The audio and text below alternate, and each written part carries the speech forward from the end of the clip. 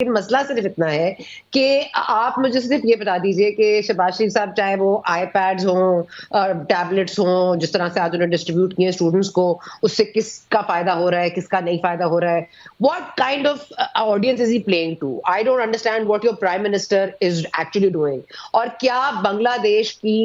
बहुत बहुत ही जबरदस्त इकोनॉमी ने क्या उनके पॉलिटिकल शोडाउन को बचा लिया? क्या उनको पॉलिटिकली कोई उससे बेहतरी मिली थी? तो इसलिए ये कहना कि मुल्क की इकोनॉमी ठीक हो जाएगी तो मुल्क के मामला ठीक हो जाएंगे, ये तो बांग्लादेश की एग्जाम्पल से हमें साफ पता चल जाता है कि नहीं, ऐसा नहीं होता। लेकिन दूसरी तरफ बिल्कुल मैं आपको ये बता दूं, आप मुझे बताइए, वो 38 जिनकी इलेक्शन कमीशन ने पार्टली उस फैसले की जो सुप्रीम कोर्ट की अप्लाई किया और 38 मेंबर्स को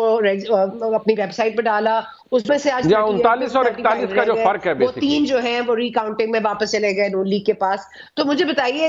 they've got all their fangs out and in the open. Everybody is to himself. ये मरी में जो बैठे हैं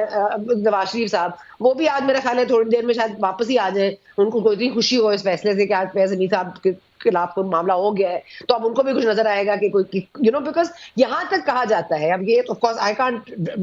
कंफर्म दिस, यहां तक कहा जाता है कि जो नीचे वाले जो लोग थे जिनको ये हुक्म था कि एक्चुअली में इलेक्शंस में किस तरह से किसको रेक करके किसको जिताना है, उन्होंने उनको फॉलो नहीं किया because they were the same behind Faiz Hamid. So I'm saying ये छोटे से छोटे, आपका मेजर, आपका कर्नल, आपका कैप्टन, आपको हर तरह से इनके थ्रू एक थ्रेड लाइन होती है जो इन्होंने पूरी फॉलो अप की है। जो